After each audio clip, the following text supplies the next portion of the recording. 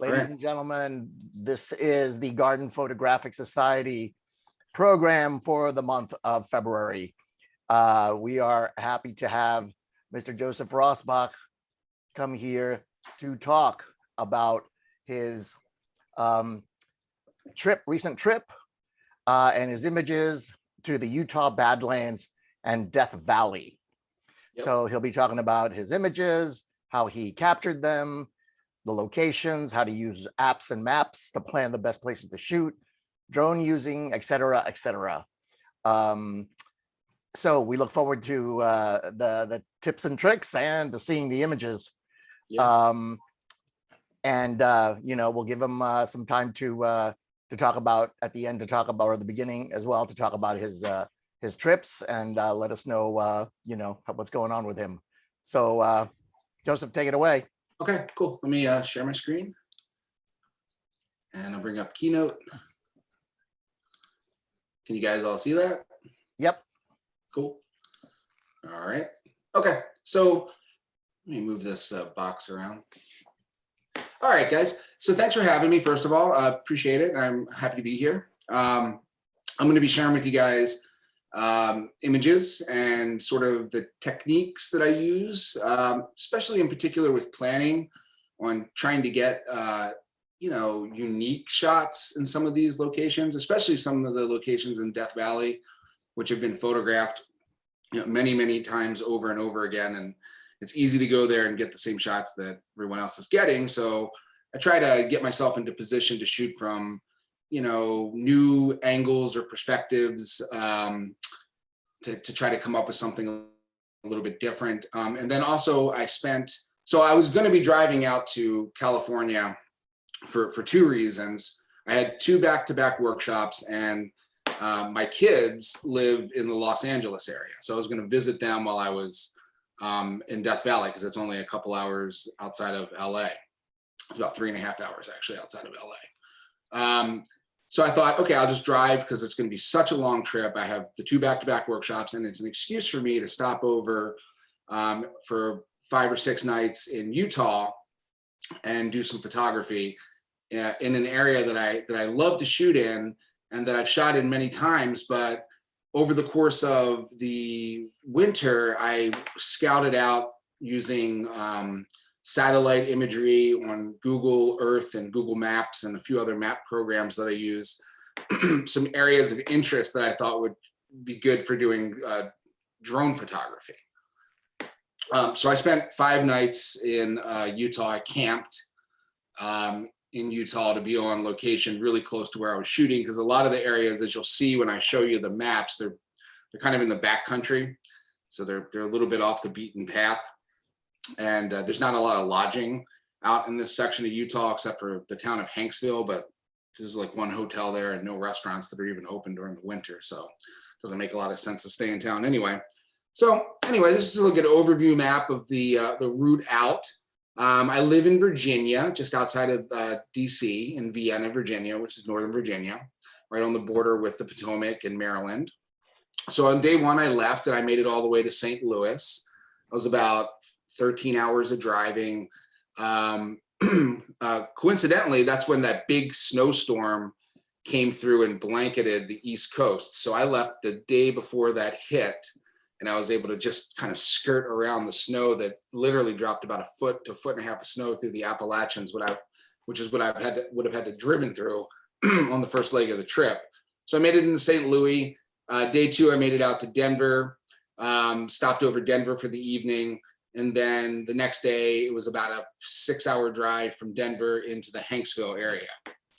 So this is an overview map of the area that I was shooting in. If you look down here, and can you guys see my little cursor? Yes. I made it pretty big. This is the area that I'd be shooting along, okay? So you can see there is, this is Little Wild Horse River that cuts through this area of desert, and it meets up with the Fremont River. Capitol Reef National Park is over here. Arches National Park would be out over here, and so would Canyonlands. You'd have to go across the Colorado River Gorge and into Moab. So it kind of gives you a little bit of an idea of where this is in Utah. Goblin Valley State Park is right here along the eastern flank of the San Rafael Swell. That's this big anticline formation of rock that you see that kind of cuts like this. It's a very, it sort of forms a natural border that's impassable with car anyway. You can hike, there's some slot canyons that you can hike through in this area. But all this stuff below it is drainage. So it's all these spectacular bentonite and mud badlands that kind of run down out of the swell along the flank of this big mesa right here. And this big mesa is where Factory Butte sits. Factory Butte is a very iconic, you'll see shots of it throughout the presentation. It's a very iconic landform. You can see it from miles away as you're driving through the desert. It's quite tall compared to everything else around it.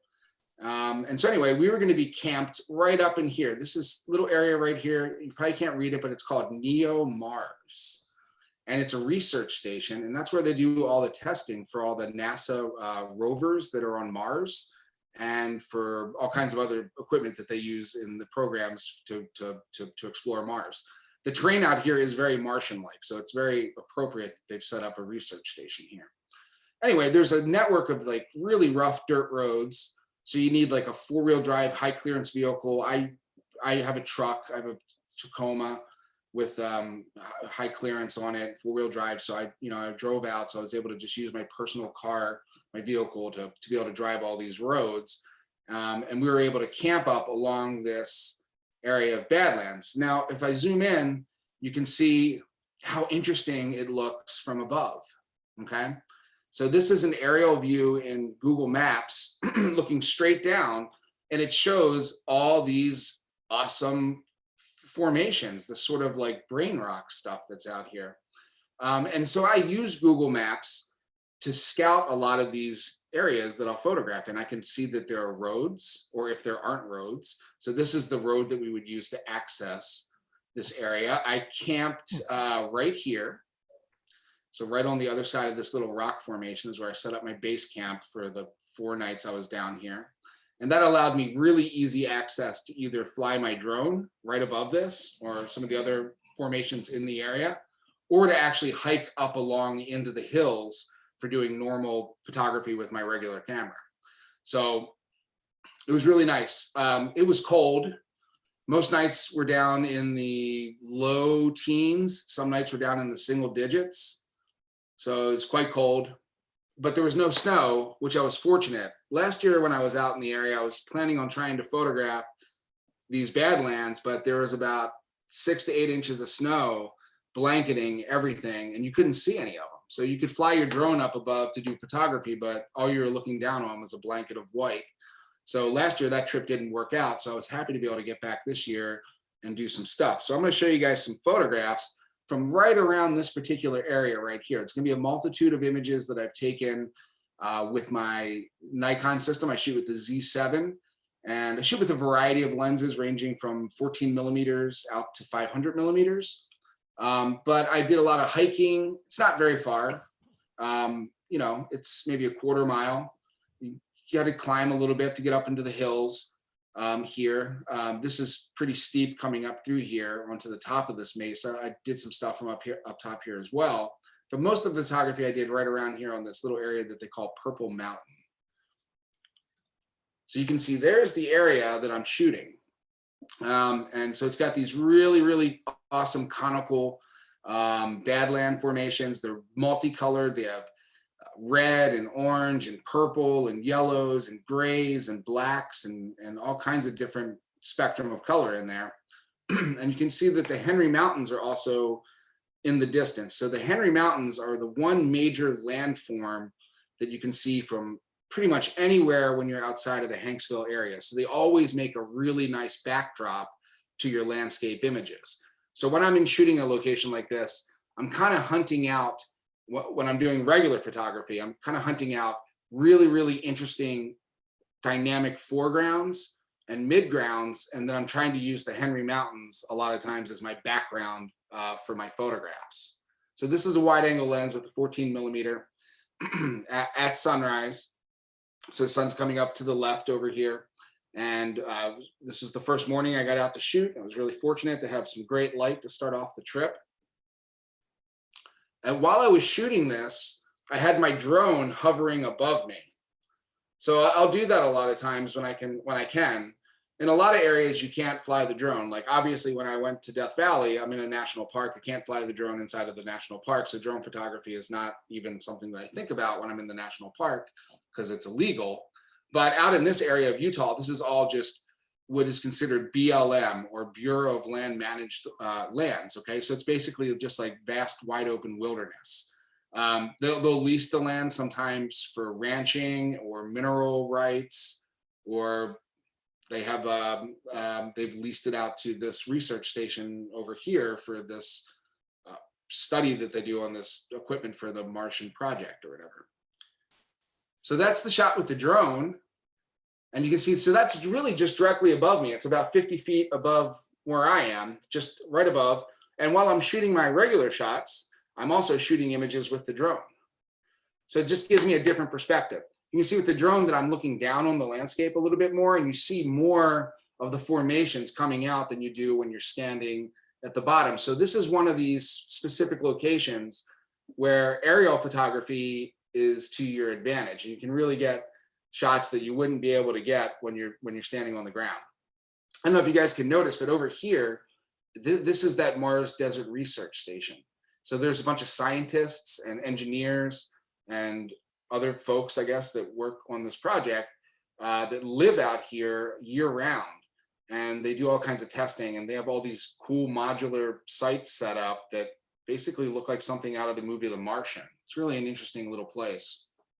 So let's look at some more drone shots, because over the course of the next couple of days, I did some traveling around in the area to do other photography, but I kept coming back to my base camp to do a lot of aerial photographs at sunrise and sunset when the light was going to be at its absolute best to shoot that kind of stuff. But, oh, I guess we're not into the drones yet. Here's one more shot of, this is the main formation, and this is the formation that you see right here. Okay, so I'm standing on top of Purple Mountain right here, and I'm shooting to the west, so I'm looking in this direction. So I'm using all this good foreground stuff with that big butte that rises up in the distance. And so this is a sunset shot. After the sun is set, the sky started to catch some color in it. It's really, really pretty for a little bit. Nice wide angle lens. I was able to use some of these textures down here at the bottom and some of these erosion patterns to create a nice foreground, then a good midground with the mountain rising up, and then of course the sky in the distance. So we'll take a wider view for a quick second. So most of my drone stuff is done right around here and then back over here. In fact, if you look at this particular spot over here, you'll notice that the drone shot doesn't look too dissimilar to what you're seeing here from the satellite imagery. So you can really use the satellite view in Google Maps to map out really interesting abstract formations in the landscape if you're going to do any sort of like drone photography. So that's looking straight down with the drone. You can see there's a guy standing right here on top of this mound. So you can see how small he is, right? That was just some random person that walked out and hiked up one morning when I was out shooting. And I think it's kind of cool because it adds a little sense of scale to the image. So I'm shooting down, straight down. The drone's probably about maybe 150, 180 feet in the air at this point, looking directly down. And then I took it up quite a bit higher. So now I'm up to probably close to about 500, 600 feet in the air, looking down on the entire formation below. And so it's really an interesting landscape out there. It's very otherworldly. There's another one, just flying it around, looking for different perspectives and angles. On this shot, the light has risen, or the sun has risen over the horizon in the morning. And it's getting some really nice early morning lights, defining the landscape nicely. I love side light, really adds that beautiful shape and texture to your images because you have shadow and light that's working together. And if you shoot it early in the morning or late in the evening, it's just really nice and warm and beautiful colors. Once again, you can see there's some, I didn't edit these people out, but you can see there's some people down here. That might even be me and my buddy Mark, I'm not sure. And then there's another person over here that's walking around. And then I flew it out a little bit further to photograph these areas. So these are all just erosional washes that are coming through with all these like badlands and then these white tops. Pretty amazing. There's another one looking down on the landscape with the drone. All right, so that's most of the stuff I shot right around there. I have a lot more, but I mean, I only put a few in for the presentation tonight. I wanted to show you guys some other areas that I managed to photograph when I was out in this particular area. And this is one that I had scouted out over the winter, just basically, once again, looking at maps and making notations. So like I'll find a place that looks cool, I'll put a pin on it, I'll put some notes in, and then it's my job when I get on location to actually try to drive to that spot or hike to that spot, what I call boots on the ground scouting, and see if it is actually going to work for photography. So you have some ideas, but you don't really know until you get there. But just to give you an idea of how far that was away from camp, we're camped right here by Purple Mountain. That spot is way up here in the swell, okay? So that required me driving back down to the highway out and then taking this road along the flank of Factory Butte through all these badlands through here, and then fording the river here, and then making my way up around to this area here to check that out. So it took quite a couple hours to get out there by truck. I went out on an overcast day because I knew that I could fly the drone and get some really nice even light on the badlands. I didn't want to stay out there for sunset that evening because it would have been such a long drive to get back to camp. And I didn't break camp down. In retrospect, I probably would in the future spend a night or 2 nights out here doing some photography. There's some amazing stuff to shoot out in this area. Sort of just breaking the surface out here a little bit. But so that's what that stuff looks like from above. So it's really, really interesting formations, once again, that you can fly over and get some incredible photographs. Luckily I had some really nice diffuse light in the middle of the day, and I was able to shoot this stuff at like 1 o'clock in the afternoon. Joseph, quick question. Yep. What's the definition of a badlands? Like what makes it the badlands? That's a good question. So basically, it's not really an ecological definition that is for badlands. It's more of like a poetic definition that people have assigned to these kind of areas.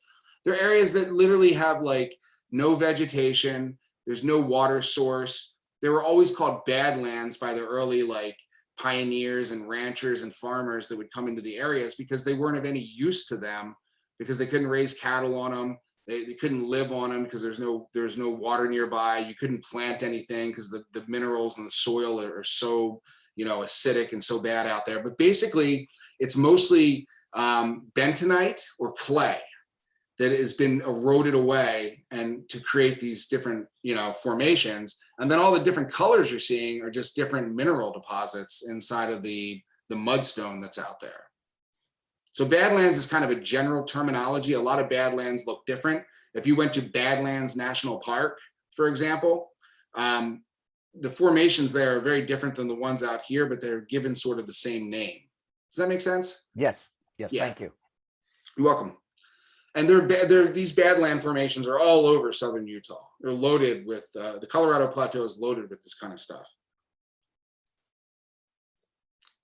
Okay, whoops, let's skip the slide. All right, so that was the afternoon. I spent the afternoon out here doing some photography, and then I ended up driving Little Wild Horse Road, which is this track right here. You can see that's the road that I was on. I kind of parked my truck right around here, and I just kind of hiked along the edge of the road, and then I was even walking out to some of the tops of these guys. I did some scouting, and it would be a really great location to shoot sunset or even sunrise as well, because you can see the San Rafael swell in the background. But the light was really boring that day. Like I said, it was like a very overcast day.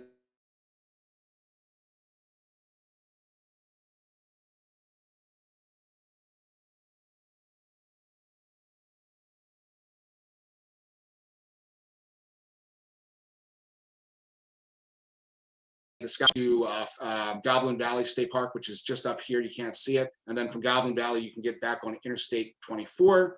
which drops down to Hanksville, and then you can drive. And I was able to drive back to my base camp for that evening. But when I got to camp, I decided, you know what, I want to go up into this area. And this is another area that I had scouted out before over the winter. And the light didn't look like it was going to be spectacular that evening anyway. And so when the light doesn't look like it's going to be spectacular, a lot of times I'll try to shoot a new location just to see what it's like. And then I'll return, if I like it, I'll return to it at a better time to maybe get better light. I'm not going to waste a bad evening just at a great location. So I said, okay, I'll get up into here and see if I can get down in there. And I was able to get down in there by, let's see, so it was right here is where I parked, and I took this little access road up, and then you can't see any of the roads on this map because it's not enough detail, but they're basically like, if you think about like two tire tracks running through the mud, okay? That's the road, right? So there's these little 2-track roads that lead into the blue lands, and they eventually come down and they would dump you into this little wash, which is maybe about 20, 25 feet wide. And you can drive up this wash into the main wash here and drive all the way down. You could eventually drive all the way down to the banks of this river here if you wanted to. I stopped in here so that I could climb up into these Badlands and do some photography and then launch the drone and fly it out over all of this stuff, which looked really rather interesting to me. And so this is some of the stuff that I photographed from that location. Also pretty wild. I was really in love with this one formation. This was about 2 miles, mile and a half, 2 miles line of sight from where I launched the drone. So I flew it out there. I found this location, and then I flew the drone back to put a new battery in so I could fly it out around sunset to do photography. So this is what it was starting to look like as the light got better. So this is the formation. I'm not above it any longer. I've hovered the drone down, basically just slightly above the top of this little Badland mesa. And you can see in the background, that is the San Rafael swell. It's that anticline uplift of sandstone in the background that creates that natural border that we saw on the map. And this is a panoramic image done with the drone. So this is me turning the drone and snapping an image, turning the drone, snapping an image, so on and so forth, until I get all of them in the shot, just like you would do with any traditional camera, and then merging them in Lightroom and then doing some development on the image. So I like this a lot. The light, like I said, that evening was okay. It wasn't anything spectacular, but still a nice shot. But then I flew the drone around and put it down inside of this formation so I could look back in the opposite direction, and I was able to photograph this blue hour shot of all the Badlands and the Henry Mountains in the distance as the storm was beginning to come in overnight. So that was a pretty fun little evening. And by the way, if you guys can see this little formation right here, this is the one I was standing on when I was flying the drone. So I just, I parked down in the wash and I climbed up to the top of this. And you might ask, why the hell would you climb up to the top of that? Well, when you're down low and you have things that are blocking your controller, you can lose transmission if you fly the drone too far. And I knew that I needed to fly the drone pretty far out into the Badlands of this section to really get some good photographs. So I decided to climb up top here so I'd have a better line of sight with the drone, and I wouldn't lose transmission halfway through shooting and lose reception with the drone. So I was able to get this image, couple second exposure with the drone, no wind that evening. So I was able to hover it and get some really, really sharp images, even at about 2 seconds with exposure. And then on the way back, when we were driving back, I hadn't even noticed this cool hoodoo on the way out. But on the way back, as we kind of rounded the bend on one of the, on that dirt road, my headlights of my truck illuminated this hoodoo. And I was like, oh my God, wow, that is really cool little formation. It's not very tall. I'd say it's only maybe about 7 or 8 feet in height. So it's not extremely tall, but it's really, really cool. And it's got this great little mound behind it. It's got all this broken sandstone rock. of course, I'm getting into like the really deep blue hour. You can see there's some planets that are coming through and some stars that are starting to come through in this exposure. But as soon as I saw this, I thought, wow, that's a really interesting image. I like the way that my headlights are creating some light painting for it.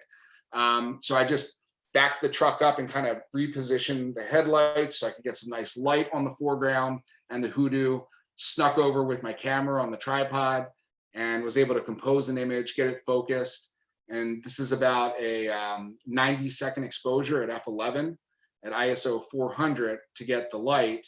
Like I said, we're getting in from civil to nautical twilight at this point, so it's starting to get pretty dark.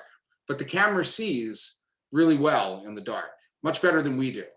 And I like doing sort of these twilight exposures with artificial lighting at this time of the day because they mix together really well. So you get these nice, if you're using like headlamps from a car or a flashlight or something, even if you put a gel over it, you get these nice warm tones from the artificial light mixing with these really, really deep blues from the blue hour twilight. And it's sort of an interesting color mix that happens with warm and cool at that time of the day.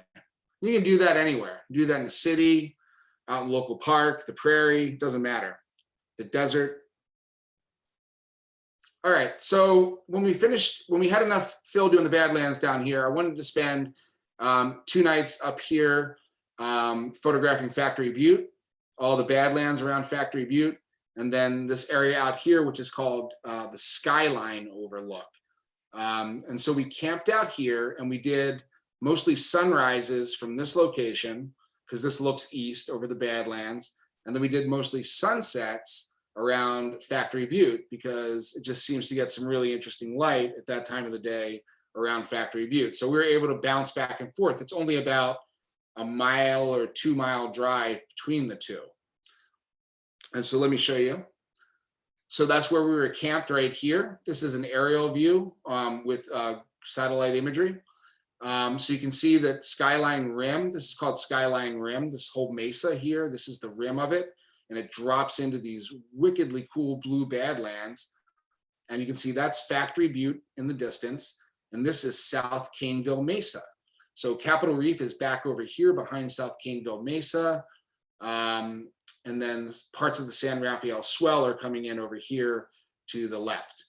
And then here's another aerial view on satellite imagery of what Factory Butte looks like. So you can see it's just really cool butte. It stands out amongst the desert around it. So it's a very prominent landform. And it's got just these incredible Badlands that stretch out. So here's sunset near Factory Butte. This is not Factory Butte. This is actually this little guy right here, which I call Cigar Butte because it kind of looks like a cigar shape. But the Badlands out here are really interesting. It's very alien-like. No vegetation, lots of texture, cracked mud, just erosion patterns everywhere. So if you like doing wide-angle landscape photography, you've got like just a plethora of incredible foregrounds to use for any of your shots out here. So this is some last light coming through, nice clouds, you know, just basically right before it hits the horizon, it's just skimming the landscape. Here's a drone shot from right there. So I've launched the drone.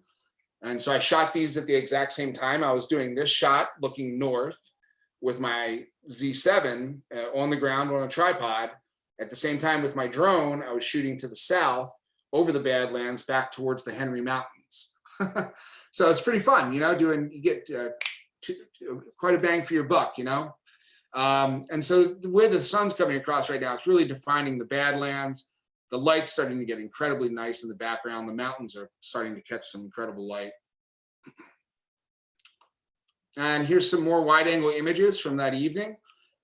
Here is a wide angle shot using those erosional formations on the left.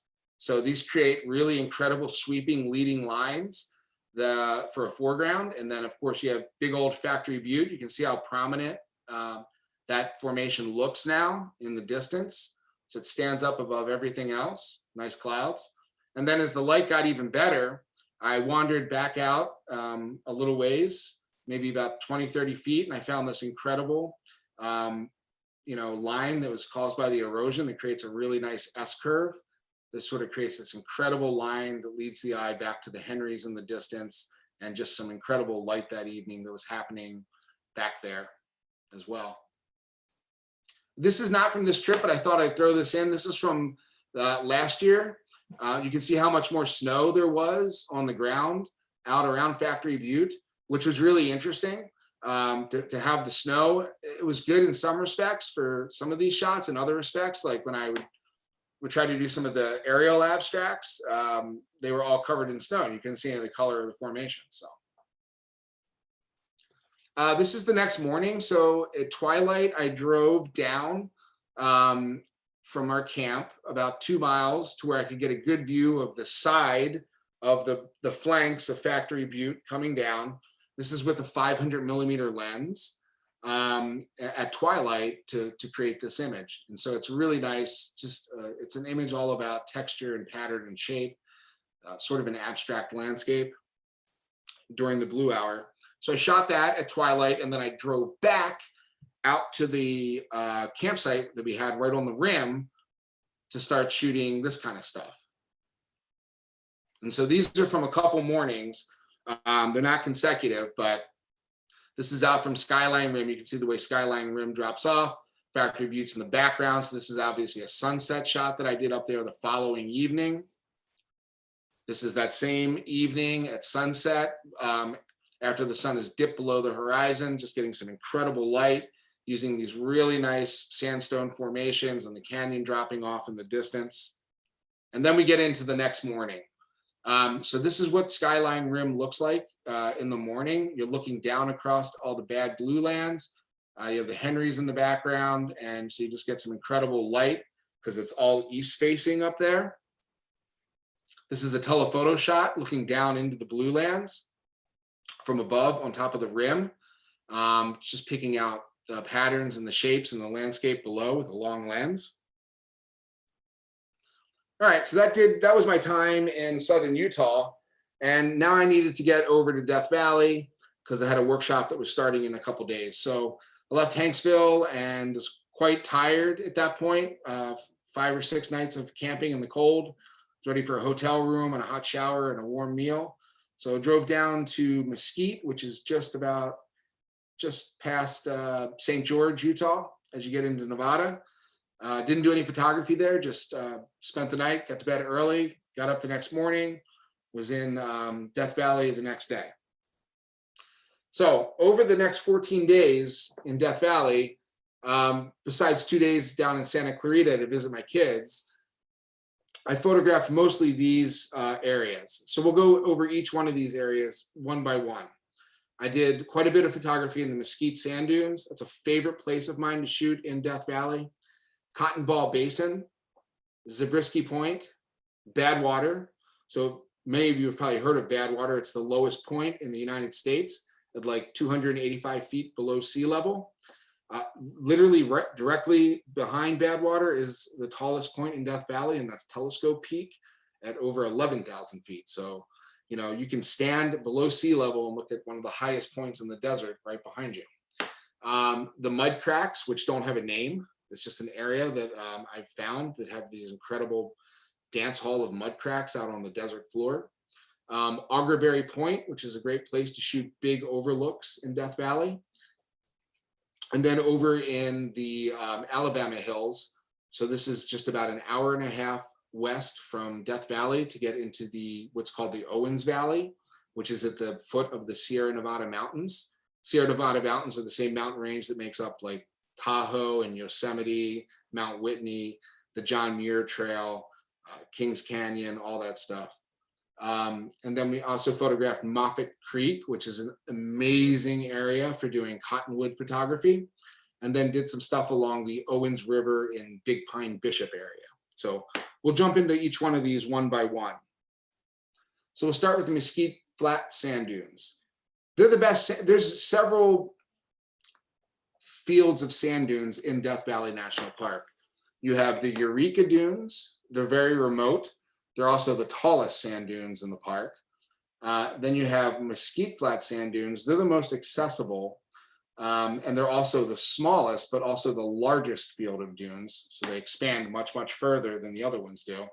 And then in the very southern corner of the park, you have the Ibex Dunes, which is another really incredible place to do photography. I didn't get down there on this particular trip, but I've been down to the Ibex Dunes many times, and I've gotten some incredible images down in the Ibex Dunes. So, but it's very remote. There's no hotels that are even anywhere near those dunes at all. And it's a bit of a walk, and they're much taller once you get into them. These guys are, let me go back. These guys are much smaller, but there's so many of them that they create these incredible repetitive patterns in the image, right? Now, so 99.9% of everyone that goes to Death Valley National Park that goes into the sand dunes parks right here in the Mesquite Flat Sand Dunes parking lot, which makes sense. And they all walk out right through here. And so guess what happens? This area is just loaded with footprints. So unless you get a really big wind event that cleans the dunes off, it's pretty much not a very good place to do photography because the dunes don't look clean. And we like clean looking sand dunes. I do anyway. So I tend to park down here and I walk out. This is about a 1.5 mile walk. It's very flat. It's kind of crusty and sandy, but it's very flat, no elevation. And I walk into the dunes back here. And when I get back into this section of the dunes, no one goes back here. So I can get, compositions that are very, very clean. There's no footprints. And it also allows me to come in here, especially at sunset, because the sun is going to set back over here to the west, okay? So I can shoot towards the sun and just get like dune after dune after dune after dune just lined up for as far as the eye can see. So you just get these really vast, incredible landscapes, and we'll take a look at some of those. So here's one from in there. You can see the way the dunes keep lining up one after the other, so you really can stack those repetitive shapes and patterns up through the image. My favorite lenses out here are more telephoto style lenses, 70 to 200, 200 to 500. It really allows you to focus in on certain patterns and textures in the landscape and compress the dunes and really make them look vast, okay? You can do some wide angle stuff out here as well. I'll show some wide angle images as well, but favorite 90% of my shots from out here with my 70 to 200 millimeter lens. So I tend to do with kind of a longer lens when I shoot out here. This is at sunset right before the sun is about to hit this mountain range in the background. So there's this really nice glow that's coming down. And see, this happens quite a bit in Death Valley because it's so dusty and sandy out there in the valley. There's always some particulate that's blowing around in the atmosphere. So when, even on a clear day, as the sun gets low on the horizon or gets low on a mountain range, it has this sort of like diffused glow light look because of all the dust that's floating around in the background. It just diffuses that light and makes it really, really pretty. So this is with the 200 to 500. So as the light's getting lower, I'm before it gets to where I'm shooting my wider images, I'm focusing on more of these abstractions. So I'm looking for these great patterns and shapes and the way the light is playing with the ripples in the dunes. This is during a dust storm, which is my favorite time to shoot the sand dunes, which sounds crazy, but the atmosphere that's created during a sandstorm is absolutely incredible, okay? It's just the way the sand and the dust is blowing around through the valley. When the light gets low, it glows. It is an absolutely amazing time to shoot. It's a challenging time to do photography because you're getting, you're getting blasted with sand sometimes. It's not easy on your equipment. So I tend to not change lenses when I go out here. I'll mount lenses on my two bodies. And they don't get changed because there's so much sand coming through, and I still will get sand in my camera. It's unavoidable. Even if I try to put some sort of protection on the camera, like wrap it in a plastic bag or even put like a rain cover on it, that'll help, and it does help a little bit. But the sand particulates are so fine out there that you're going to get your lenses are going to be a little bit grindy for a couple weeks afterwards. You're going to clean them out. This is on that same evening as the sun has gotten lower, and it's really coming across, and that sandstorm in the background has intensified to the point where you can't even make out any detail on the mountain anymore, okay? And so it's just this really, really bokeh, soft, glowing background, and the light's coming across the dunes. It's really strong. It's right before it's about to hit the Panamint Mountains, and then before long, it's going to go behind the mountains, and it'll be turned off altogether. Here's another one that I did on a different day when it was, not a sandstorm kind of day, just a very calm day. I was out there just working abstract images with a long lens.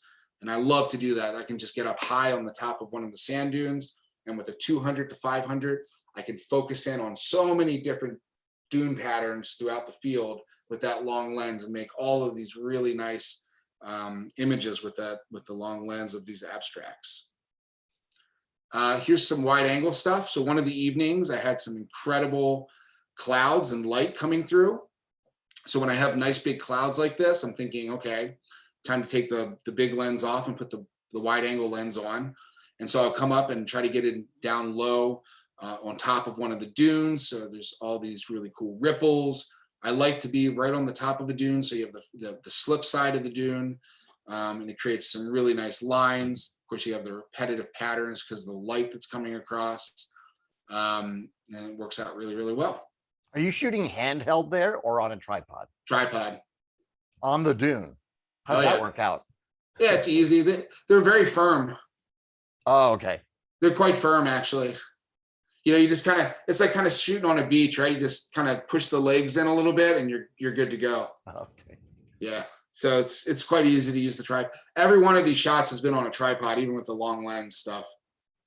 So it's really easy to set them up out there. You need to wash them out later because they get sand in them for sure. And here's another wide angle shot from that same evening. Little into sort of the glow hour as we get into, as the sun is last light in the sky and getting into the twilight hour. Down low with a wide angle lens, using all these ripples to lead the eye into the image. Nice big mountains in the background. There's mountains all over Death Valley. Every valley is surrounded by giant desert mountains. So you always have an incredible background to work with out there. It's an incredible park to shoot in. This is a twilight during the blue hour with a very long lens. This is with the 500 millimeter again, 200 to 500 millimeter. And so the quality of light has changed at this point. So I'm shooting in twilight. A lot of times what'll happen, actually all the time what'll happen, is the dunes will reflect whatever's happening in the sky. So that light bounces down into the dunes. So if you have twilight blue hour light, the dunes tend to look very pastel blue. If you have a blazing sunset, they're going to look really red and orange. If you have pink skies, they're going to look pinkish because they reflect that light. If you look at the dunes in the middle of the day, they look almost like kind of grayish.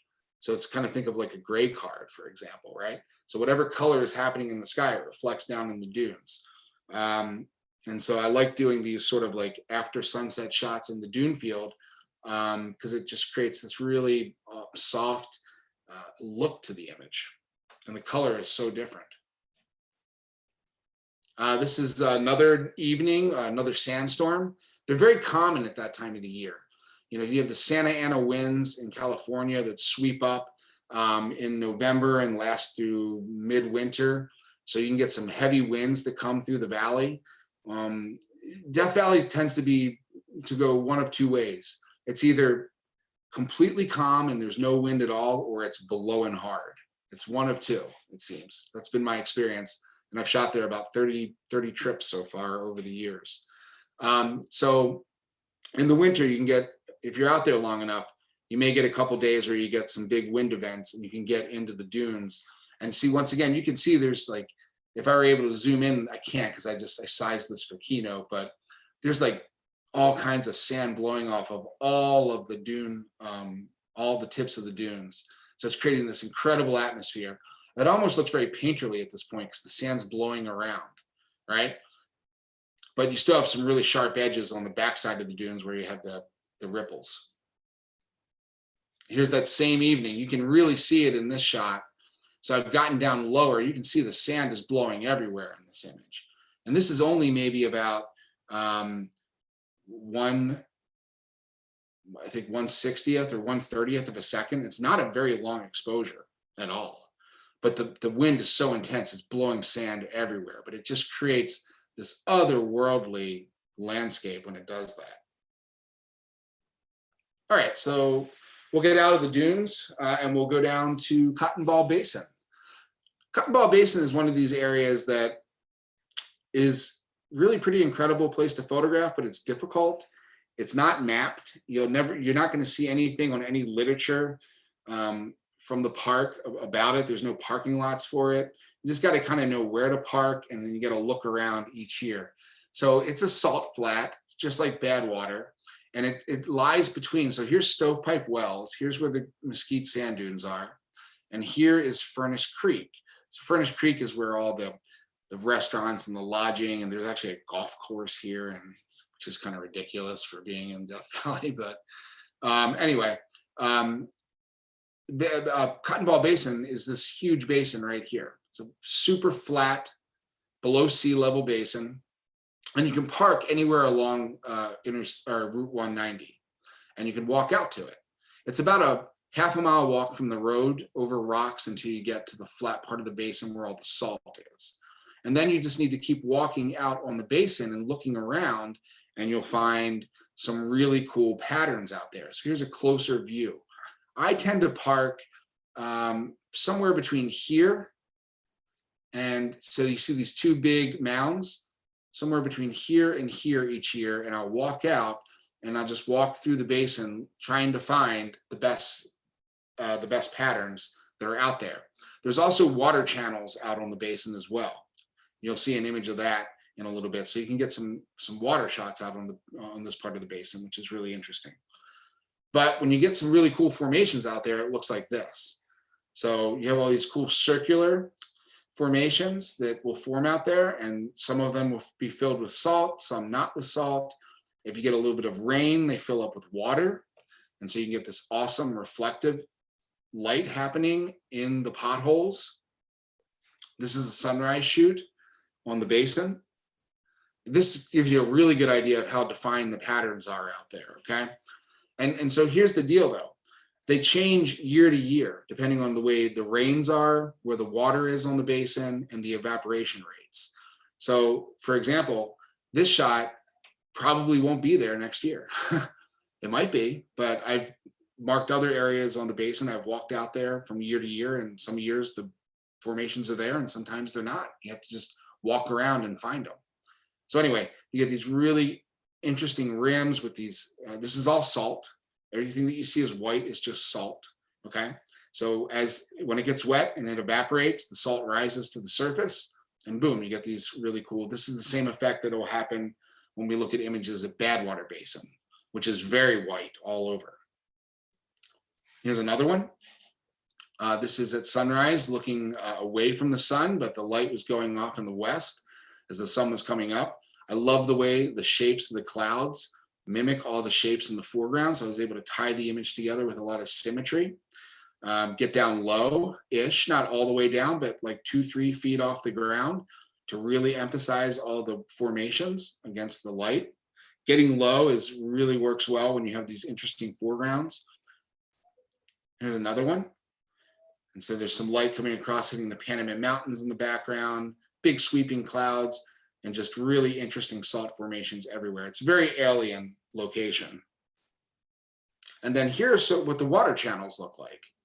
So these water channels are out on that basin as well. So as you're walking around, you can find these really interesting channels of water running through, and they make for spectacular locations at sunset in particular, because you're looking to the west when you find the water.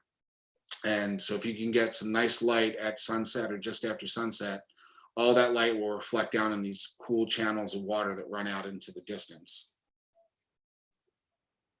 Okay, next up is one of my favorite places to shoot, and it's probably one of the most visited locations, and that's Zabriskie Point. So Zabriskie Point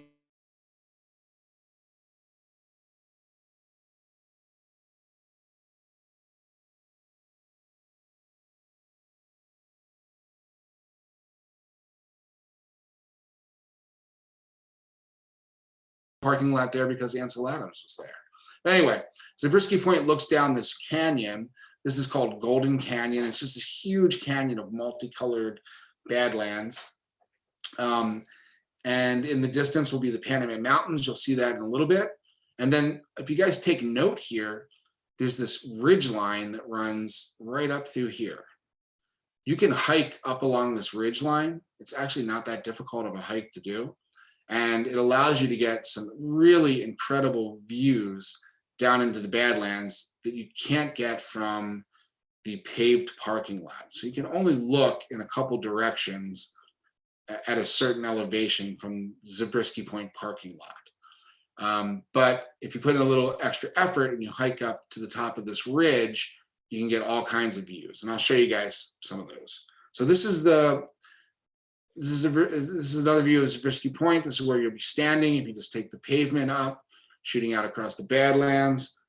Or from the parking lot, you can hike over here and then follow this ridge line as far as you want or as little as you want to get some really interesting views down into the Badlands from on top of this ridge. And this is where I like to shoot from. You know, I don't always take workshop groups up here. Depends on the fitness level of all the folks. If they can handle it, I'll take them up here. If not, we'll stick to the parking lot. But getting up here does afford some really interesting viewpoints, and you'll see those soon.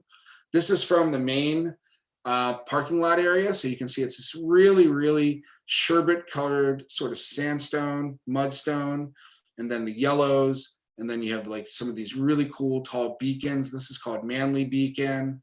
I don't think this one has a name. I've never seen it labeled. This is another beacon right here. This is out towards Water Basin sort of flats back here. And then you have the Panamint Mountains in the distance. Okay, so this is right from the parking lot. This is a twilight image. So you can see that I'm getting a little bit of the Earth shadow or the Venus belt that's happening at sunrise. Really pretty time of the day to be out there shooting. And then as the light comes up with a long lens, you can get some incredible images looking through the Badlands. So, you know, this is a long lens shot, about 350 millimeter shot, looking down and stacking up all the ridges of the Badlands. The light has just come over the horizon. It's just painting, those rims of and formations for the first time. And then I've climbed up. Here's some shots from climbing up on top of the hill that I was talking about. So you can see from up there, I have much more expansive vistas of the Badlands, okay? And I also can see some of the more main peaks in the park that I can't see from down below. So this is Telescope Peak, and this is Wild Rose Peak. Telescope Peak is the highest peak in the park. It's over 11,000 feet, and Wild Rose Peak is just below 11,000 feet. And in the winter, they'll pretty much always be covered in snow. So that adds a nice relief to the image. So yep, this is up on top of that ridge, taking a view out towards there at sunrise. And then using long lenses from on top of the ridge, you can line up some incredible vignettes of the entire area. Here's one of them. And here's another one. So you can see there's just some really incredible colors and shapes and textures that are visible from those top points. All right, let's go down to Water Basin. Water Basin is probably the other most visited location in Death Valley. It's the lowest point in the US, like I said, about 286, I think, 285, correct me if I'm wrong, feet below sea level. And it allows you to very easily, it's extremely flat, there's no elevation through here. You can walk out onto the basin and get these really cool hexagon formations out there. Now you do need to walk a ways out to get to the good ones. I will say that. Most of the ones that are, you know, from here to where it says Water Basin, that's actually labeled, that's about 3/4 of a mile. But these are always broken up. People walk on them all day. It's basically salt formations, so they crack and they don't look very clean. You got to walk, in my opinion, about 1 mile to 1.5 miles out in this direction to get into the really, really clean formations that will look good for photographs. But they look like this, and they're pretty incredible, and they're big. They're pretty big. I mean, they're hexagons, but they're several feet in diameter. So they're quite big. unlike the ones on Cotton Ball Basin that we saw earlier, which are much smaller. And everything is covered in salt out here. It's very, very salty, but it creates this incredible foreground of white with these awesome formations. Okay, I think you really need to have clouds at Badwater Basin for these images to work, especially if you're doing a more traditional landscape and you're going wide angle, because you can imagine how not exciting an image like this would be if the sky were just crystal clear in the background. So these clouds are making a huge, huge difference. Some winters you can get really lucky out in Death Valley if there's rain and you can get water on the basin. And so you can get there is actually a little bit of water when I shot this. So there's some really nice reflections coming through onto the foreground. And here's another example from Badwater. This is a twilight shot with the moon, okay? And so this is a much longer exposure, but the light's really nice, really even at this point, and you can see the way that all these formations line up with the mountains in the distance. All right, I'm gonna show you guys the mud cracks. Once again, the mud cracks are sort of like a Cotton Ball Basin sort of location that's not gonna be marked on any maps. You just kind of have to know where to get to them. This is Gower Gulch. And this is the gulch where when there is any big rain, it drains Golden Canyon, and all the mud from the canyon sweeps out, usually covers the road until the Park Service gets to it, and it all flushes out through here, okay? So this is on Badwater Road. It's not far from the turnoff from Furnace Creek, and it's just past the Golden Canyon trailhead by about a half a mile. You park, and then you walk about 1.5 miles to 2 miles out onto the flats, and this is where all the good mud formations are out here. So this is what the mud cracks look like. And this is one of my absolute favorite places in the park to shoot. It's like a jigsaw puzzle for a foreground out there. It's absolutely incredible. So you get these incredible mud formations in the foreground, big mountains in the distance. Sometimes you can get some big storm light that's coming through. This was a dust storm that came in overnight and blew through the valley at sunrise, and the sky just lit up in the most spectacular way possible. But it's also a great place to do just abstract imagery. So this is one of the shots that I did out there, and just looking down at some of the different mud formations. And some of these you could photograph within 15, 20 feet of parking off the road. If you didn't want to walk all the way out to where the big dance hall or dance floor of mud cracks are, you could walk out just 20, 30 feet, quarter mile, whatever, and photograph all these really intricate and beautiful small mud cracks that are through that area that Gower Gulch pushes the mud out of the mountains and down onto the playa. All right, next spot is Augerberry Point. This is up in the mountains. So you can always, if you ever go out there, you can easily find this. You can just, it's located on all the National Park Service map websites and on their literature. It's off Immigrant Canyon Road, and then you go up Augerberry Point Road, past Harrisburg, which is an old ghost town. It's a mine up here. And then the road is dirt, and it's pretty good until you get to where it goes through these hills. And it's pretty bumpy through here, but I've had people in passenger cars get up here just fine. And you get up on the top of Augerberry Point, and you've left in the morning at below sea level, and now you're going to be at 6,500 feet in elevation. So it's quite high, but the vista is pretty incredible, because from Augerberry Point, which is right here, you're going to look down this canyon right onto Badwater with all the big mountains in the background. And it's just got these incredible rocks on the top to use as foregrounds. And this is what you're going to see from the top of Augerberry Point. So you can see right down to the canyon. This is Badwater Basin down here. Las Vegas is way out here somewhere. And then you have all the mountains coming through, mountains in the background. And you have these incredible rock formations up here, which are really beautiful. They're almost like chalk white, which is interesting because in the morning, if you have some really nice light in the sky, the light will reflect off of these rock formations and pick up that color, and it creates for some incredible foregrounds. So this is Augerberry Point. It's really kind of a wide angle shot, in my opinion. and you do need some skies when you're there. So you want to kind of plan that morning out to be there if there's a possibility of having clouds in the sky. And like I said, it is definitely a sunrise location. I don't see it being a very good sunset location because the sun's going to be way out over here, and there's a bunch of mountains that it would go behind way in advance, and I don't see that you would get very good light out here in the evening. All right, let's jump over to my next part of the trip after I was done shooting in Death Valley, which is out in the Alabama Hills. So the Alabama Hills are right up through here, and they're just these huge granite rock formations. There's lots of arches and quirky looking stones and all kinds of cool giant boulders, and they sit literally right below the flanks of the Eastern Sierra Mountains. And so we'll take another closer look.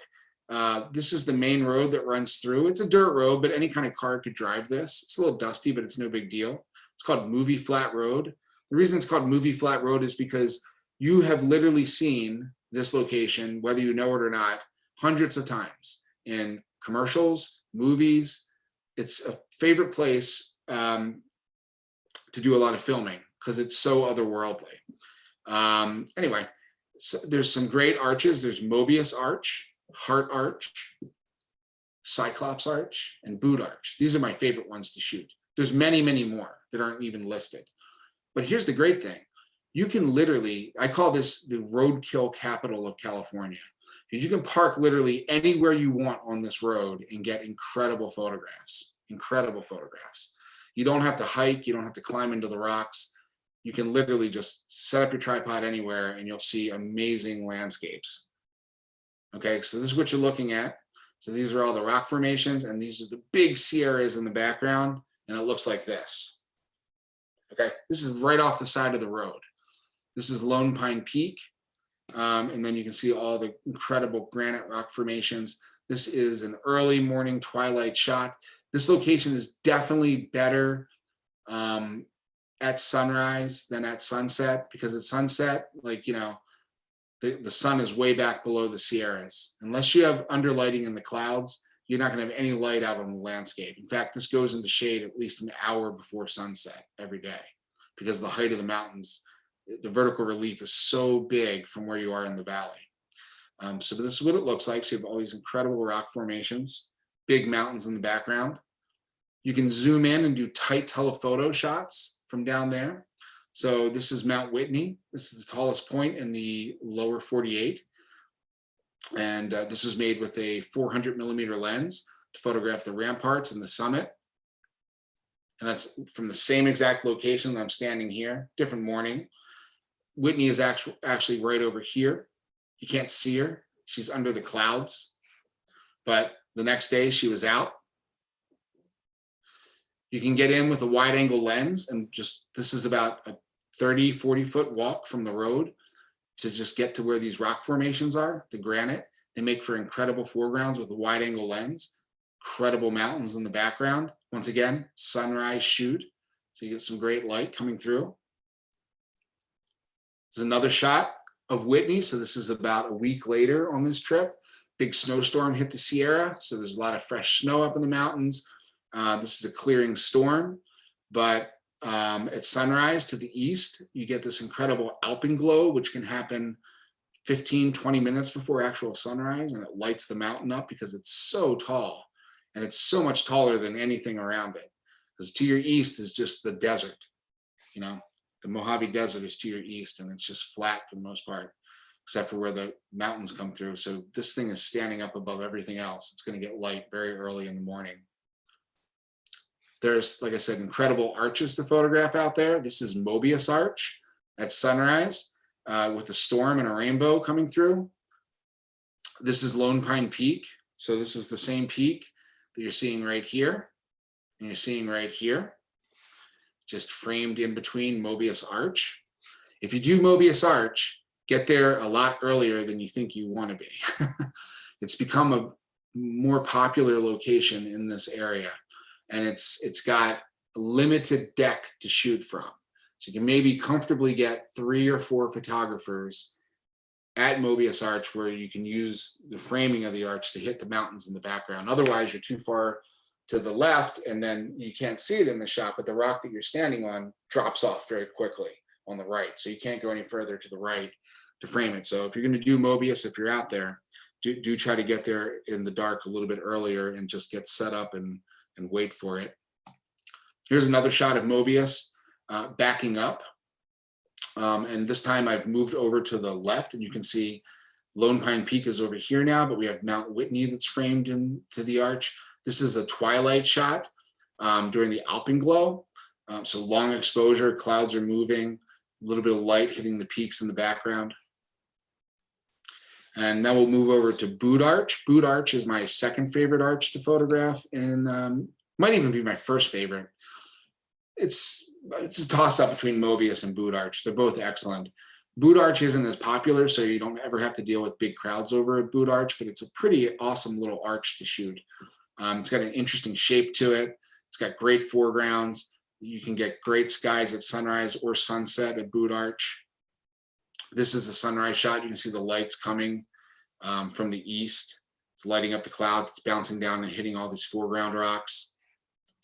You can do night photography out there. So this is actually, I didn't shoot this on this past trip, but I shot this before. I wanted to throw it in. This was made in, I think it was late April, early May, when the Milky Way is more visible up here in the Northern Hemisphere.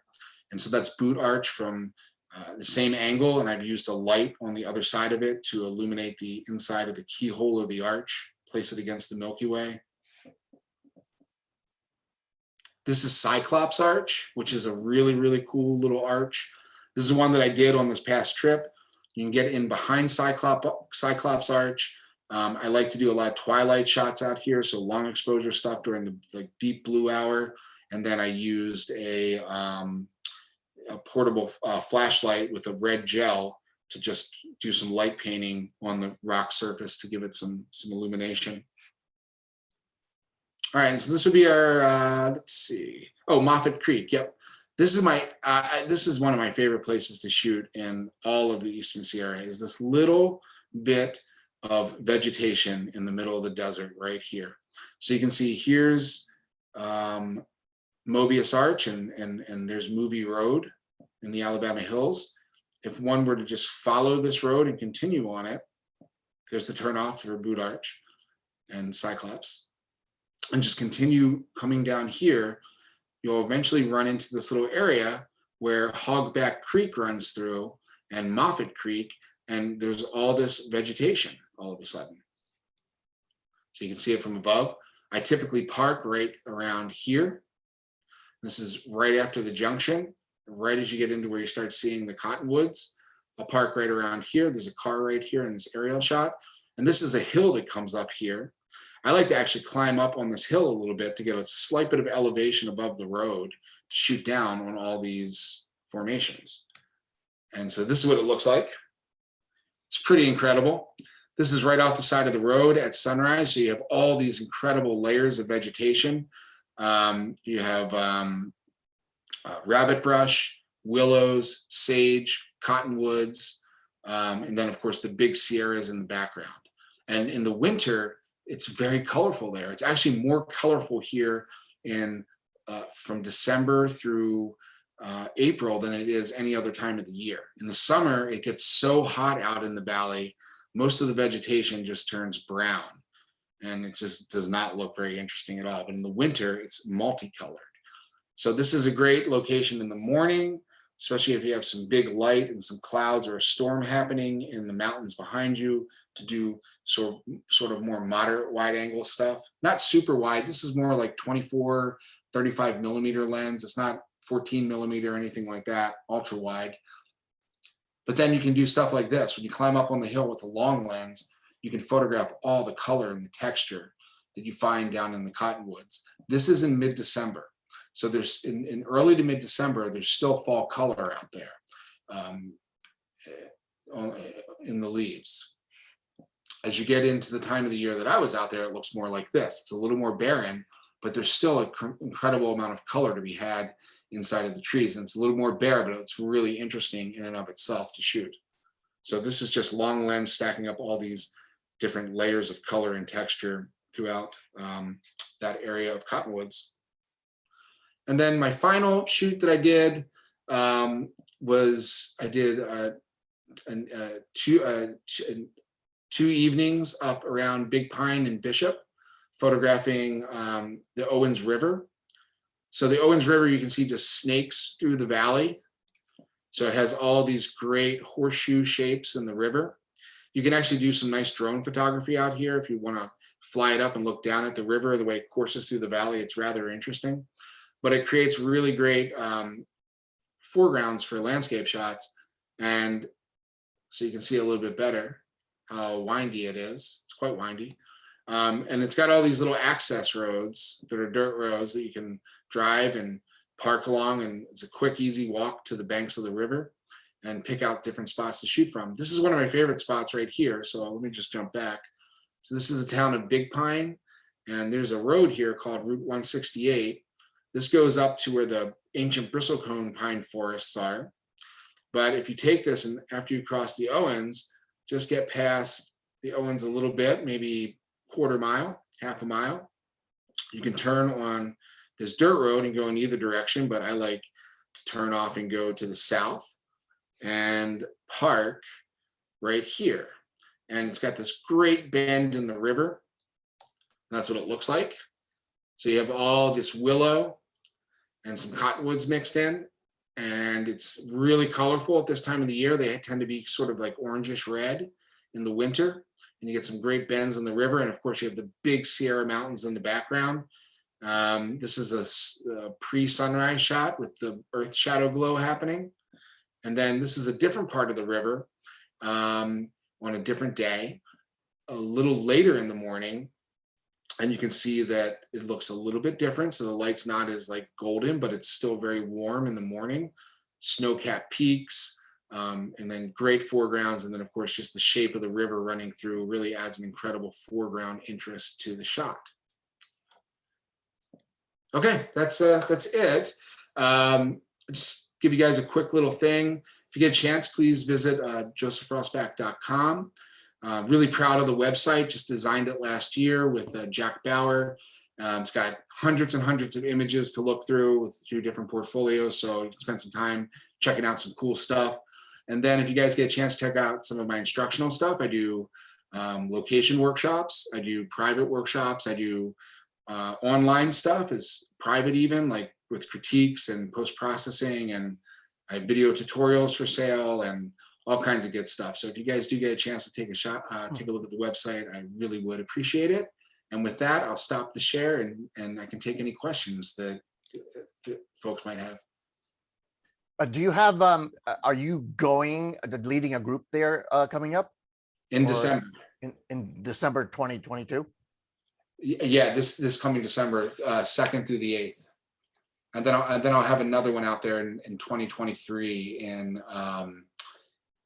in late January. And the one in December, is that Death Valley or? It's Death Valley and the Eastern Sierra. So it's both. Oh, okay.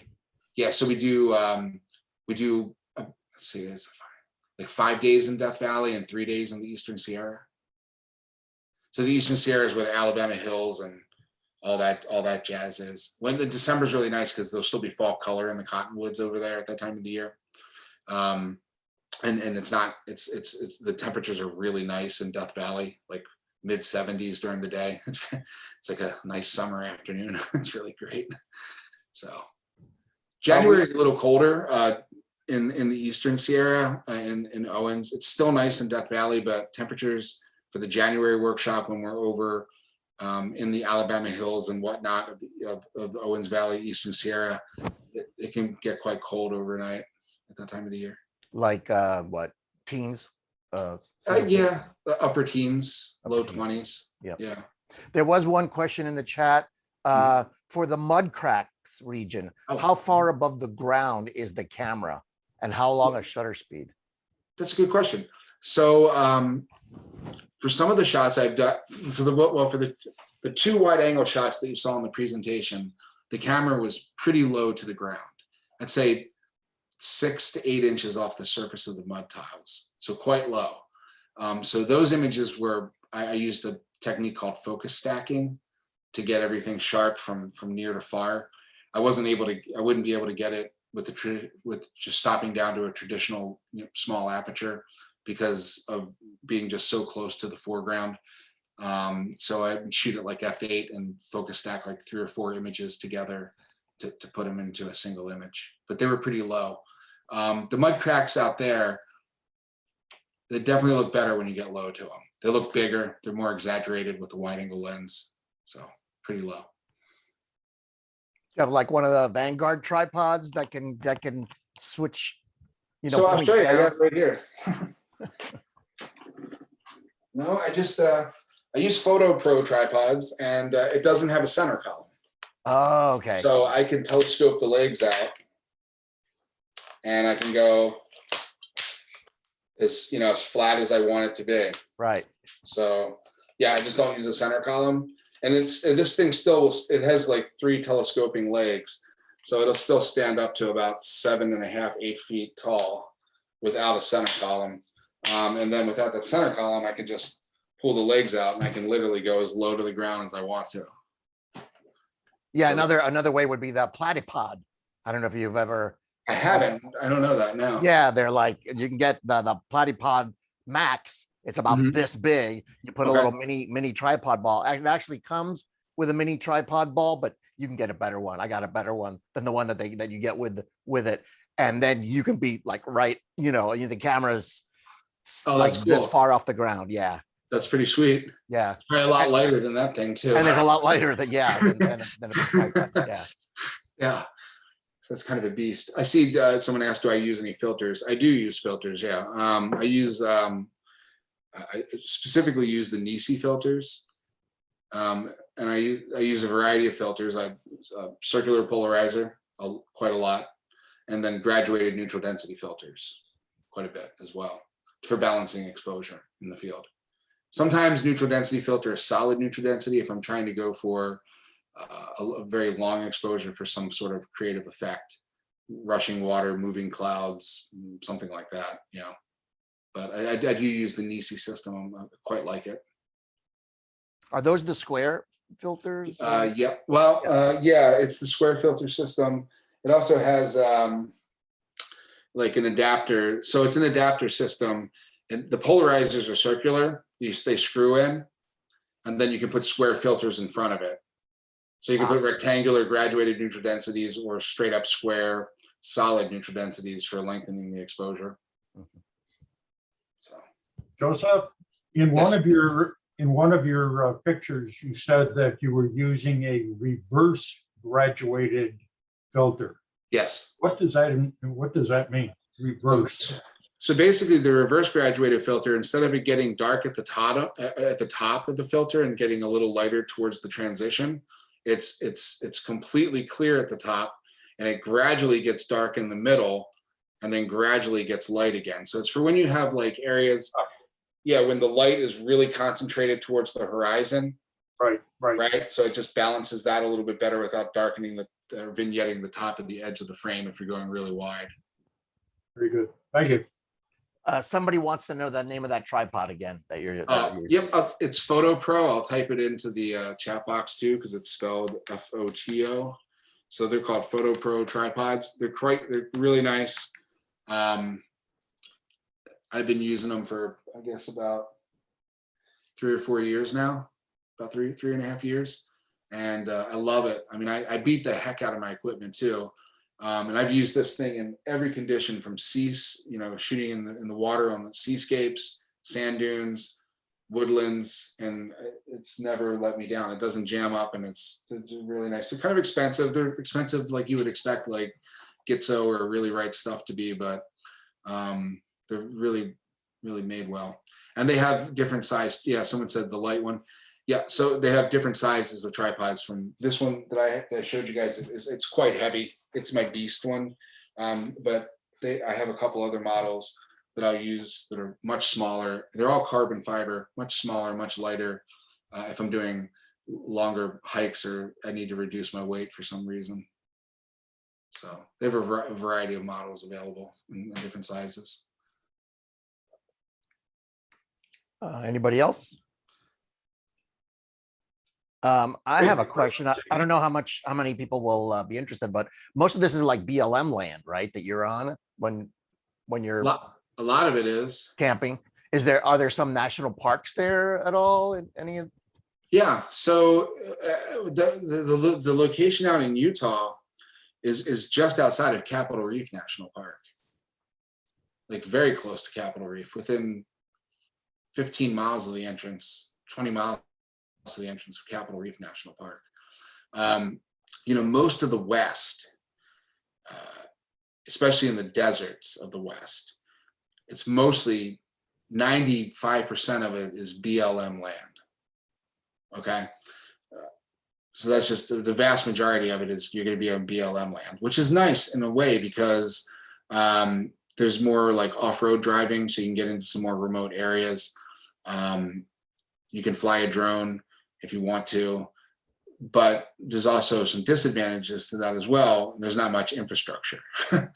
So there's not a lot of towns, there's not a lot of lodging or restaurants, which is why I tend to camp when I'm in those areas, because it's easier and it's more convenient, because otherwise I'd be driving 30, 40, 50 minutes at each time of the day just to get to some place, or even longer sometimes, to get to a hotel or something. So I just tend to sleep out overnight. Yeah, why I ask is those of us who have gotten a little longer in the tooth have decided to RV camp, you know, because it's a little bit more. And so then a national park, you get your electric, at least you bring your own water, you get electric, and you're good to go. Yeah, you wouldn't have any resources like that on the BLM stuff. So it'd be what they call dry camping, right? Right. You'd have to have all your water, you bring it in, and if you had like some solar panels or something, maybe for electricity. But you know, like out near that area in Utah, theoretically, you could RV camp in Capitol Reef, and then just drive down and shoot, you know, at the best times of the day around Factory Butte and whatnot. And there's a ton of great photography in Capitol Reef in and of itself. That's, you know, Capitol Reef is like the least visited national park, one of the least visited national parks in the entire system, and it's an incredible place to shoot. No crowds. You go to Arches and forget about it. You have to get like a reservation system now just to go into Arches National Park. Capitol Reef, you could have the whole thing to yourself. Cool. That's a cool place. And it's pretty, these are pretty sunny areas. So yeah, my solar panels would work pretty fine out there. Oh, for sure. Yeah. Yeah, you get a lot of sunlight out there. 100%. Yeah. Anybody else? Terrific. Yep. Very nice. Really interesting. Yep. Really good stuff. Everybody check out Joseph's website and his offerings, please. He was really nice to do this for us. In a couple of days, I'll have the recording up on the website. So if you want to, you know, check out what his tips were and what his you know, driving through here or there, if you happen to be there, you can check it out on the on our garden YouTube channel. Yeah. So thank you again, Joseph. Thank you. Thanks. I'll just say one more thing. If you guys get a chance, sign up for my newsletter. I do sometimes one or two hour webinars each month, and I talk in those webinars about a variety of topics, from shooting techniques to development techniques to even like location guide stuff. They're pretty cheaply priced, between $10 to $20 per webinar. And it's a great way to, like, you know, continue learning and stay in touch and do some stuff during these times or when you can't get out and travel. So, so anyway, yeah, thanks for having me, and I appreciate it very much. Awesome. And we'll see you out of Chicago next month. Man. Looking forward to it. Yeah. We're big fans. Yeah. It was great last year, and we look forward to it again this year. I'm looking forward to it. And everyone else, a month from today, March 24th, Joe Riccozzi is going to give us a program on infrared photography. So we look forward to that. So anyway, with that, I will wrap it up. Again, thank you, Joseph. You're welcome. We'll sign up for your newsletter. All right. See you Good guys. night, everybody. Peace. Hey, thanks. Fantastic. Bye-bye. Thank you. Thank you.